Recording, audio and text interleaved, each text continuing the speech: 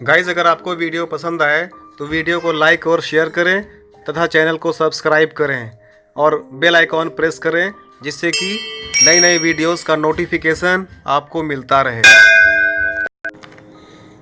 Hello students, good morning. Learn English with Pradeep online classes में आपका एक बार फिर स्वागत है। लास्ट क्लास में हमने जाना था कि समीपता सूचक शब्दों में परिवर्तन कैसे करना है।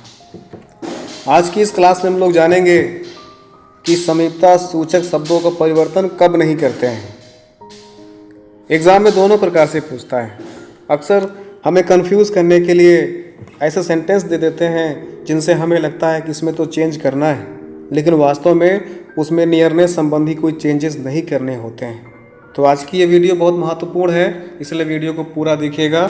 इस वीडियो में मैं आपको one by one with example and with rules समझाऊंगा कि हम लोग ऐसे कुछ सेंटेंसेस हैं या ऐसे कुछ वर्ड्स हैं जिनको हम लोग डायरेक्ट से इनडायरेक्ट बनाते समय समीपता सूचक शब्दों में परिवर्तन नहीं करते हैं। तो आइए जानते हैं समीपता सूचक या नियरनेस शब्दों को ना बदलना। ये हेडिंग आपका समझिए रहेगा। तो पहला नियम कहता है, यदि रिपोर्टिंग स्पीच प्रेजेंट या फ्यूचर टेंस में है तब रिपोर्टेड स्पीच में प्रोनाउन बदलना आवश्यक है, किंतु टेंस या वर्ब ऑफ टाइम या नाउ आदि या एडवर्ब ऑफ प्लेस या हियर आदि को नहीं बदलना चाहिए। एक बार फिर सुनिएगा। यदि रिपोर्टिंग स्पीच, पहला नंबर है, यदि रिपोर्टिंग स्पीच प्रेजेंट या फ्यूचर टेंस में है तब रिपोर्टेड स्पीच में प्रोनाउंस बदलने आवश्यक हैं, किंतु टेंस या एडवर्ब ऑफ टाइम, नाउ आदि, दूसरा एडवर्ब ऑफ प्लेस जैसे हियर आदि को नहीं बदलना चाहिए। एग्जाम्पल के द्वारा समझिएगा। जैसे डायरेक्ट नरेशन में लिखा हुआ है, my mother will say now you may go to sleep. My mother will say, मेरी माँ मुझसे कहेंगी, now you will may go sleep, अब तुम्हें सोने जाना चाहिए। सलाह दे रही है, नो प्रॉब्लम। चलिए इसको जब इनडायरेक्ट में चेंज करेंगे तो my mother will say that, my mother will say now. यहाँ पर एग्जाम्पल दिया हुआ है इनडायरेक्ट नरेशन में, my mother will say now I may go to sleep. यहाँ पर हमने कोई कंजंक्शन का प्रयोग नहीं किया है, सिर्फ माई मदर विल से, नाउ को हमने नाउ में ही रख दिया और यू बदलेगा सेकंड पर्सन के अनुसार, ऑब्जेक्ट के अनुसार, और ऑब्जेक्ट नहीं दिया हुआ है तो मेरी माँ मुझसे ही तो कह रही हैं, यहाँ पर आई लिख दिया मैंने। My mother will say now I may go to sleep. यहाँ पर जैसे नाउ आ गया है तो नाउ को नहीं बदला गया है। ये क्या है? एडवर्ब ऑफ टाइम है। तो इसको, इस नियम को एक बार फिर समझिएगा।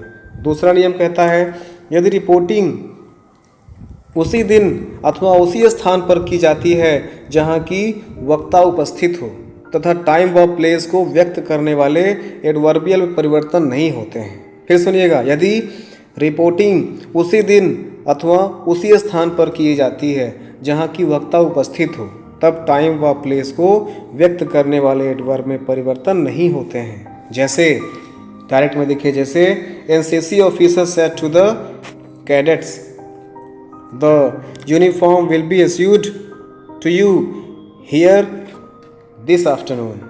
अब इसको चेंज करना है इनडायरेक्ट नरेशन में, तो जाएगा NCC officer told the cadets that. इतना तो क्लियर है, नो प्रॉब्लम। द ऑफिसर या NCC officer told the cadets that the uniform, और विल को वुड में चेंज करेंगे, would be issued to you है ना, और कैडेट्स के लिए है तो कैडेट्स को प्रोनाउन दे हो जाएगा, चूँकि ये ऑब्जेक्टिव केस में दे का देम हो जाएगा।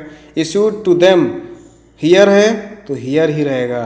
हियर क्या है यहाँ पर? एडवर्ब ऑफ प्लेस, चूँकि अभी अभी की बात हो रही है ना, उसी दिन उसी स्थान की बात हो रही है, इसलिए यहाँ पर कुछ नहीं बदला गया है। दिस को भी दिस रखा गया है, आफ्टरनून, और आफ्टरनून को भी आफ्टरनून रखा गया है। इस प्रकार से आप लोग को समझ आ रहा होगा।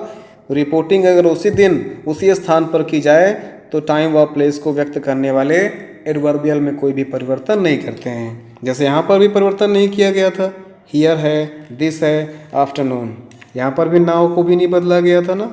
चलिए एक और एग्जाम्पल के द्वारा समझते हैं। जैसे डायरेक्ट नरेशन है, he said to me this morning I shall see you here this evening, he said to me this morning, उसने मुझे आज सुबह कहा। देखिए अभी अभी की बात हो रही है, आज सुबह उसी दिन की बात हो रही है ना।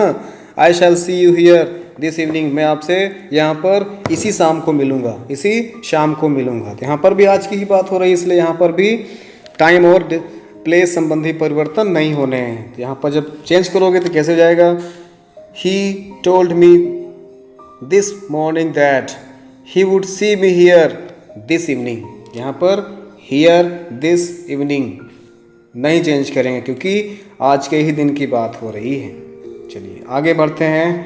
थर्ड रूल कहता है, रूल थर्ड कहता है दिस का प्रयोग यदि टाइम या समय की ओर संकेत करने के लिए होता है तो यह दैट हो जाता है, किंतु यदि दिस या दीस का प्रयोग एडजेक्टिव की भांति हुआ हो तो यह साधारणतः दो में बदल जाता है। याद रहेगा, जब दिस या दैट का प्रयोग टाइम की ओर संकेत करने के लिए होता है तब यह दिस को दैट में हम लोग चेंज कर देते हैं, लेकिन दिस या दिस का प्रयोग यदि एडजेक्टिव की भांति प्रयोग होता है, किसकी भांति, एडजेक्टिव की भांति प्रयोग होता है, तब वो साधारणतः द THE द में बदल जाता है। एग्जाम्पल के द्वारा समझते हैं, जैसे लिखा हुआ है he said she is living this afternoon, इसको चेंज करेंगे तो हो जाएगा he said that she was living that afternoon.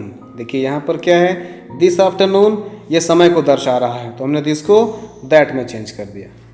चलिए अगला एग्जाम्पल देखते हैं। He said I will not go this book, I will not give this book. अब देखिए यहाँ पर दिस क्या है, एडजेक्टिव की तरह कार्य कर रहा है।